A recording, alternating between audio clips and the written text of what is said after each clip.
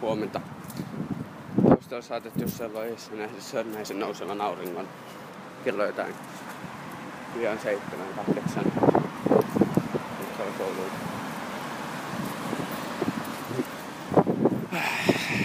Torstai.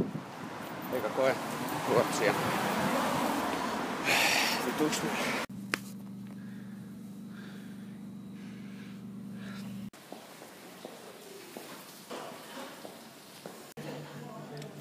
Simo, olen kuoleman halveksuin Peacock-teatterissa odottamassa, että Dansen live alkaa noin tunnin päästä. Meidät on kutsuttu tänne juomaan kuohuviiniä.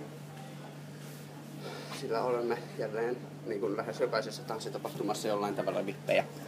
Hiukseni ovat märät, koska ilma on kuin Englannissa. Ei tässä muuta. Tapasin juuri pitkäaikaisen tuttuni ja TV:stäkin tutun Apin Backauin.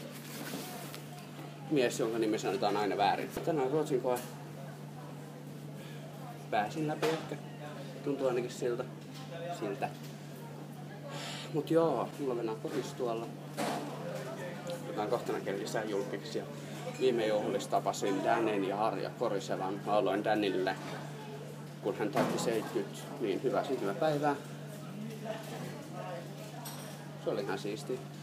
Toinen oli se, että Margot Björson tuli kysymään, että haluatko kuohuviiniä? Minä vastasin, että kyllä. Mut kuten tiedät, niin mä tunnen sen vähän paremmin kuin ehkä sinä. Pyörin täällä, kun noin muut jo kuohuviiniä. Ja mä join jo mun. Mulla oli rockmusiikki tossa tiistaina. Ei, maanantaina oli Rampaasi, joka meni vähän perseelleen. Ja nyt meillä oli keskiviikkona Koskelaiskuus, joka meni parhaiten mitä on koskaan mennyt. 3. kertaa koskaan meitä oli kaikki paikalla. Me saatiin eka OC-biisi, joka oli mun tekemä. Mä tein sen vartissa, tein sanat vartissa ja mä treenasin sen vartissa. Se oli 45 minuutin lataus. Kiintoisa uutinen natseista. Kuulostaa sairaalta. Mut Tiibetissä oli yksi buddha-patsas, jonka ne korjasi talteen, koska siinä on toi hakaristi ollut joskus 40-luvulla ehkä. Hauska juttu siinä on se, että se patsas on kuulemma alun perin kaiverrettu meteoriitista.